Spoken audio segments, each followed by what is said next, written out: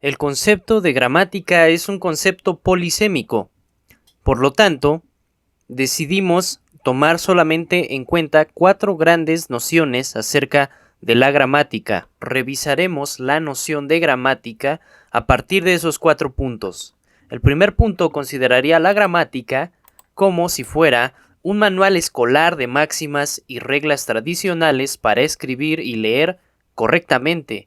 Esta es la noción con la que probablemente estemos más familiarizados de nuestra educación básica. En segundo lugar, consideraremos el concepto gramática como aquel que en el ámbito de la lingüística se refiere a un nivel de descripción y análisis de unidades lingüísticas. Este nivel abarca las parcelas de la morfología y de la sintaxis. En tercer lugar, consideraremos a la gramática como un subsistema en la estructura de la lengua. En cuarto lugar, consideraremos a la gramática como un sistema teórico, como una teoría que sirve para enfocar algunos hechos lingüísticos y por lo tanto procurará explicar su naturaleza. Históricamente, la gramática se inscribe dentro del conjunto de las llamadas artes liberales. Las artes liberales para la cultura clásica, es decir, Grecia y Roma, representan aquellas técnicas o estudios propios del ciudadano libre y que no tenían ninguna finalidad de lucro. En este sentido se oponían a las llamadas artes vulgares o sórdidas, que es como se referían en la cultura clásica a los oficios tales como el zapatero, el carpintero, etc. También se distinguen de las artes lucrativas y de las artes pueriles, en tanto que éstas solo buscan el pasatiempo, mientras que las artes liberales apuntan a fines más elevados como el conocimiento y el bien común. Históricamente, la gramática fue también un concepto ambiguo para los griegos. En la época de la Grecia clásica, la gramática se refería simplemente al arte del profesor que podía enseñar a leer y escribir a alguien.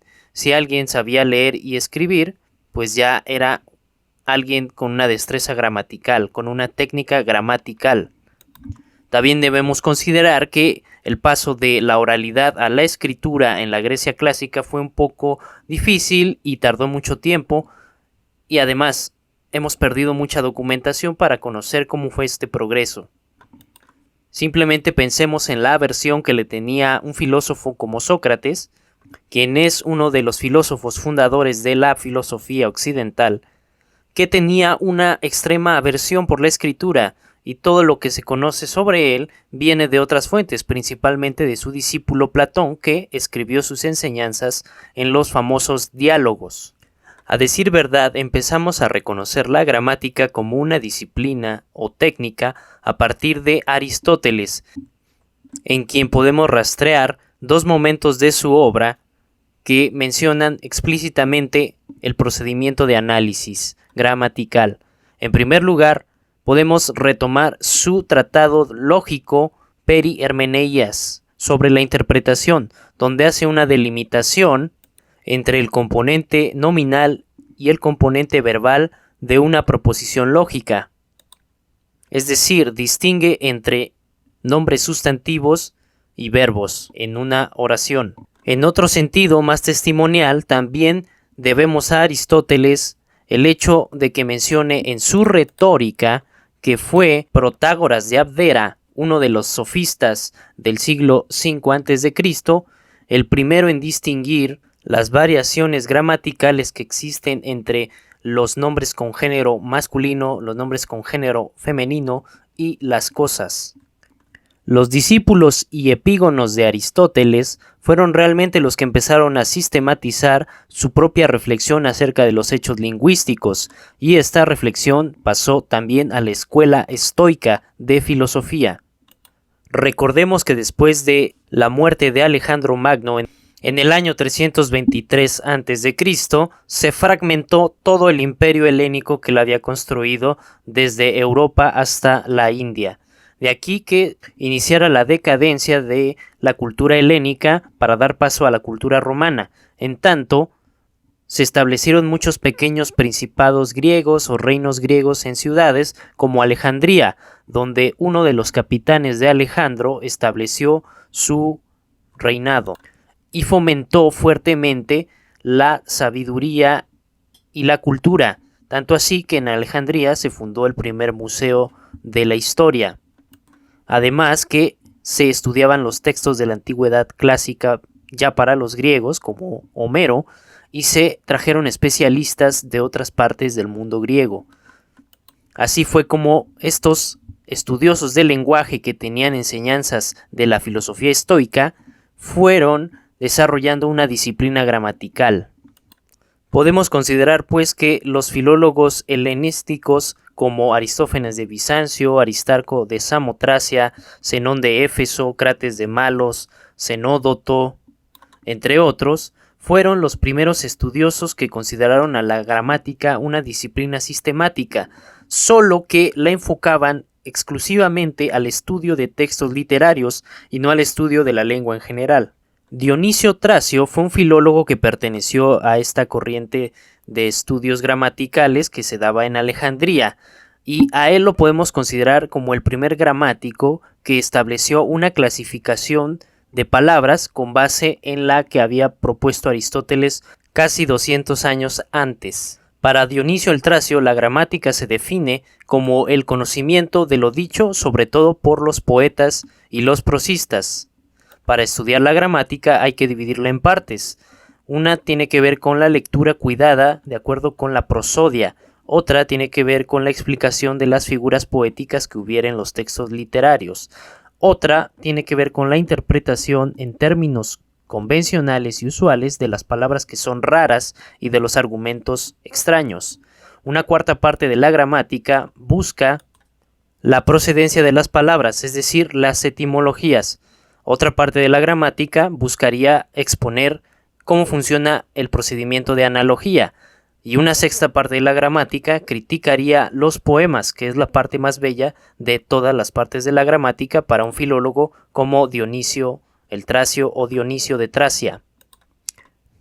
En su concepción gramatical, Dionisio no es novedoso. De hecho, está muy acorde con la concepción que tenían los filólogos alejandrinos previos a él de lo que debía ser una gramática, es decir, estudiar literatura, lo que hoy en día consideraríamos filología o crítica literaria. Sin embargo, la innovación de Dionisio residió en establecer las clases de palabras, que en un principio son 8: el sustantivo, el verbo, el participio, el artículo, el pronombre, la preposición, el adverbio y la conjunción. Conforme pasó el tiempo, se fue trasladando este conocimiento a la cultura romana, y allí tenemos ejemplos de ilustres gramáticos como Varrón. Como mencionábamos antes, en esta época también quedó establecida la clasificación de las artes liberales en el trivium y el quadrivium. En el trivium estarían incluidas la gramática, la dialéctica, la retórica, mientras que en el quadrivium estaría la geometría, la astronomía, la aritmética y la armonía o música. Las bases de toda la gramática medieval se asientan en dos gramáticos romanos tardíos, casi de cuando el Imperio Romano ya prácticamente no existía. Uno es Donato y el otro es Prisciano. Casi todos los desarrollos medievales en el ámbito de la gramática obedecían a las posturas que estos dos gramáticos establecieron, y no fue sino hasta la renovación del Renacimiento en que empezaron a escribirse y publicarse las gramáticas de las lenguas nacionales, que para entonces ya habían surgido después de 1000 años de desarrollo, fue que estas posturas se abandonaron y se buscó crear gramáticas de corte más lógico y más racionalista. En la época de la Ilustración es cuando surgen las academias de la lengua, que fueron instituciones creadas por los reinos y los imperios para regular los cambios lingüísticos que sucedían en sus territorios dominados. En especial, pensemos que España había conquistado todo el continente americano, Francia tenía conquistas en todo el mundo, Inglaterra a su vez, aunque Inglaterra nunca creó una academia de la lengua. Y era de mucho interés para estos reyes establecer un estándar lingüístico. Con el tiempo esta idea se ha mantenido y ha reprendido a las personas que no hablan de acuerdo con los usos que establece la institución académica. Sin embargo, también es cierto que las lenguas están vivas y se desarrollan sin necesidad de atender a estos códigos restrictivos. Y esa es la eterna lucha que existe entre la concepción tradicional de la gramática y cómo se usa la lengua en la realidad. Como las academias ejercen influencia en la educación, es de allí que viene la noción de que tengamos un manual de máximas y reglas que nos enseñen a hablar y escribir correctamente y a buscar la belleza de la lengua. Con ello, el uso más común del término gramática es una recopilación tradicional de máximas y reglas de una procedencia incierta y con una justificación muy escasa que pretenden estabilizar una lengua y estudiar estados artificiales de pureza que la permitan conservar un estatus de belleza y de corrección. Esta idea viene heredada desde los retóricos romanos que ya estudiaban gramática para enseñar a expresarse correctamente a los hombres que iban a actuar en la arena política. En ese sentido, la gramática escolar tradicional proscribe y prescribe, es decir, indica cómo hacer las cosas y sanciona cuando no se hacen adecuadamente.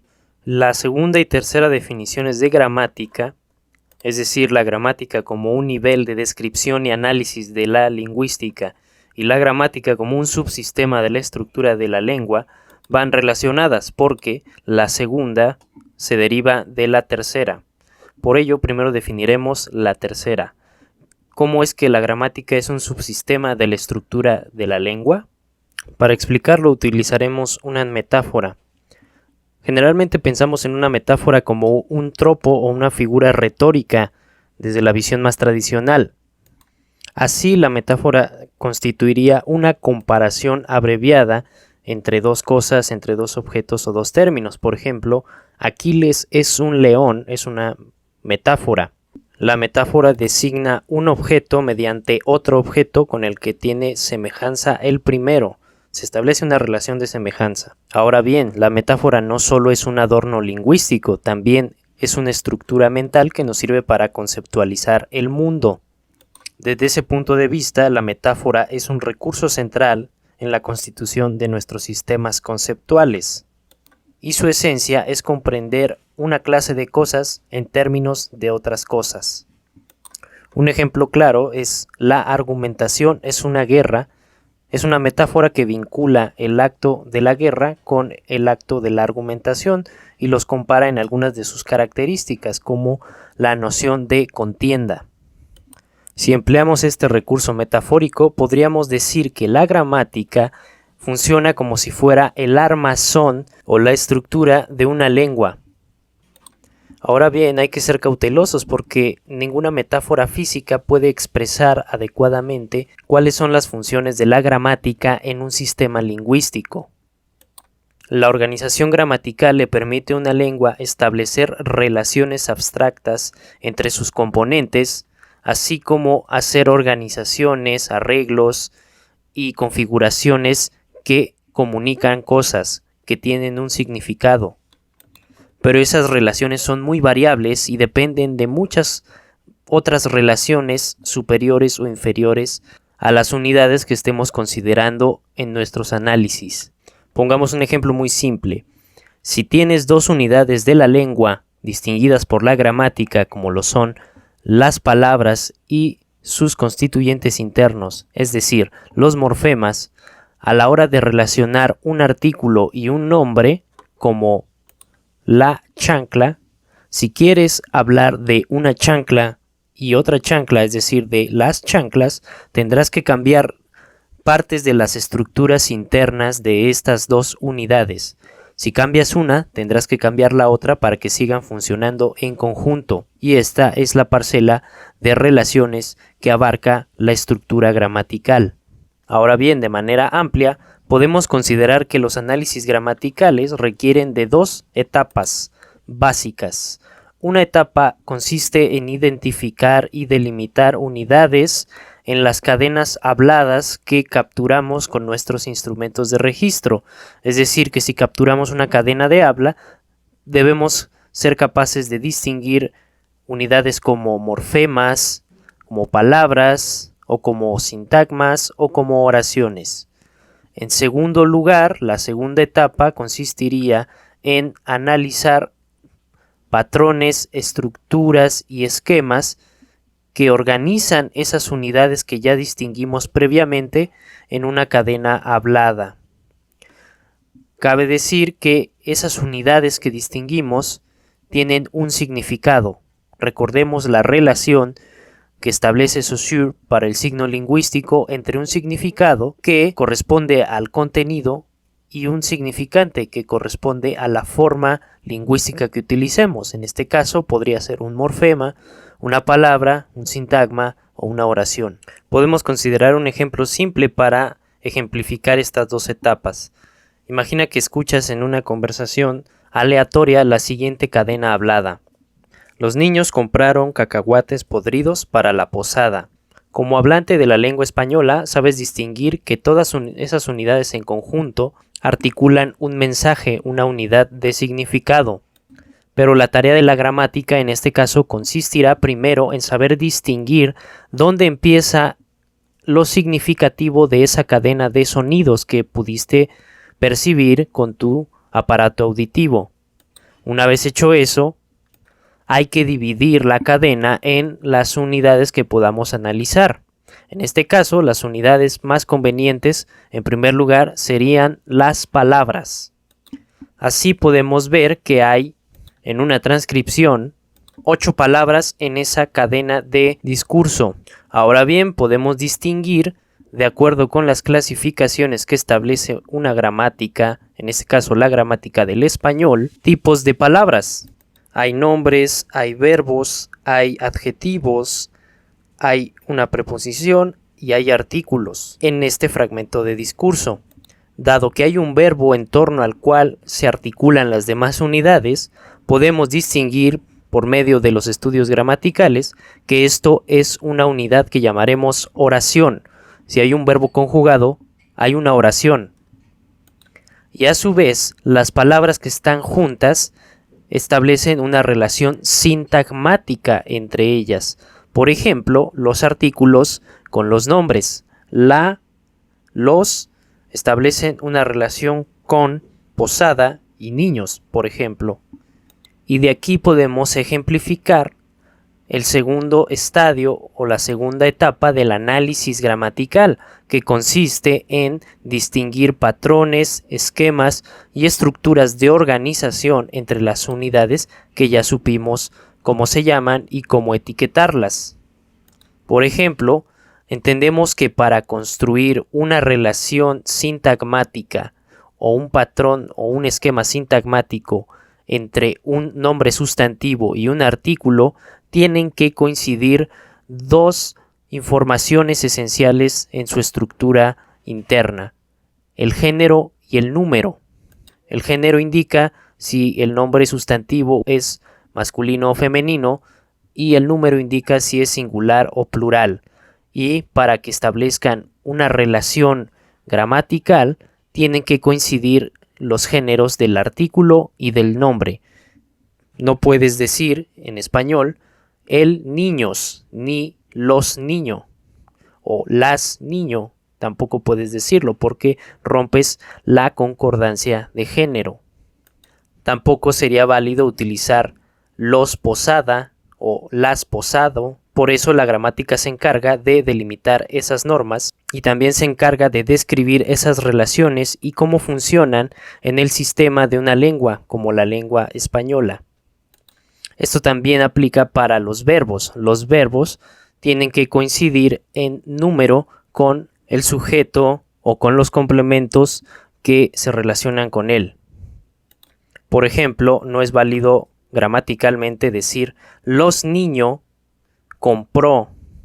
Hay una falta de concordancia entre el sujeto y el predicado. El sujeto representado por los niños y el predicado representado por el verbo compró. Por lo tanto, la gramática, desde su definición como subsistema lingüístico, establece que haya una subdisciplina que estudie estas relaciones, y esta será la definición que asociaremos con gramática como un nivel de descripción y análisis de unidades. Desde la visión más tradicional, la gramática abarca dos parcelas de estudio gramatical. Una es la morfología, que se encarga de estudiar las estructuras internas de las palabras, como los morfemas, y otra parcela sería la sintaxis, que se encarga de estudiar el orden, la organización, la distribución y las conexiones que establecen las palabras entre sí para construir oraciones gramaticalmente válidas. Para sintetizar y en un sentido estricto, la gramática se refiere a un nivel de organización de la estructura de la lengua que a su vez puede estudiarse por la disciplina gramatical de manera independiente a la fonología, que se encarga de estudiar las relaciones entre las representaciones sistemáticas de los sonidos de una lengua, y se distingue también de la semántica, que se encarga de estudiar lo que permite vincular un contenido con una forma lingüística. Por lo general, la gramática se divide en dos apartados extensos. Uno es el estudio de la morfología, que se encarga de analizar los componentes internos de la estructura de la palabra, como los morfemas o las bases, y la sintaxis, que se encarga de estudiar cómo establecen esquemas, relaciones y patrones de organización y de orden las palabras para construir oraciones que sean gramaticalmente válidas y significativas. En ese sentido, la gramática es el estudio de cómo las palabras y sus componentes se combinan para formar oraciones.